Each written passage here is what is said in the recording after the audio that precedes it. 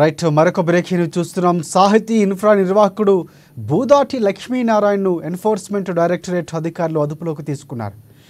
Freelancing ఆఫర్ల పేరుతో వేలాది మంది నుంచి సుమారుగా 2,500 కోట్ల రూపాయలు వసూలు చేసి వారికి ప్లాట్లను అప్పగించకుండా మోసగించినట్లు ఆరోపణలు ఉన్నాయి.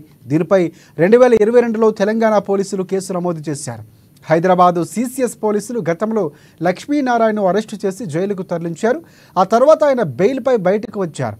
ఈ వ్యవహారంలో మనీ లాండరింగ్ జరిగిందనే కోణంలో ఈడీ కూడా కేసు నమోదు చేసి దర్యాప్తు చేపట్టింది.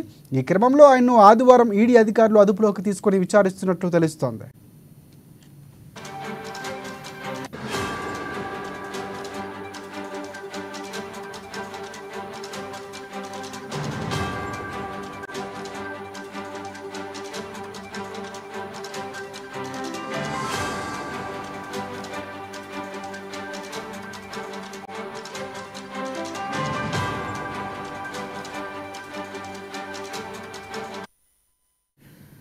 రైట్ బ్రేకింగ్ న్యూస్ చూస్తున్నాం. సాహితీ ఇన్ఫ్రా నిర్వాహకుడు బూదాటి లక్ష్మీనారాయణను ఎన్ఫోర్స్మెంట్ డైరెక్టరేట్ అధికారులు అదుపులోకి తీసుకున్నారు.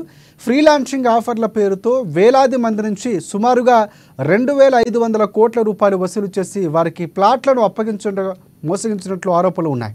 దీనిపై 2022లో తెలంగాణ పోలీసులు కేసు నమోదు చేశారు. హైదరాబాద్ సిసిఎస్ పోలీసులు గతంలో లక్ష్మీనారాయణను అరెస్టు చేసి జైలుకు తరలించారు. ఆ తర్వాత ఆయన బెయిల్పై బయటకు వచ్చారు. ఈ వ్యవహారంలో మనీ లాండరింగ్ జరిగిందనే కోణంలో ఈడీ కూడా కేసు నమోదు చేసి దర్యాప్తు చేపట్టింది. ఈ క్రమంలో ఆయన్ను ఆదివారం ఈడీ అధికారులు అదుపులోకి తీసుకొని విచారిస్తున్నట్లు తెలుస్తోంది.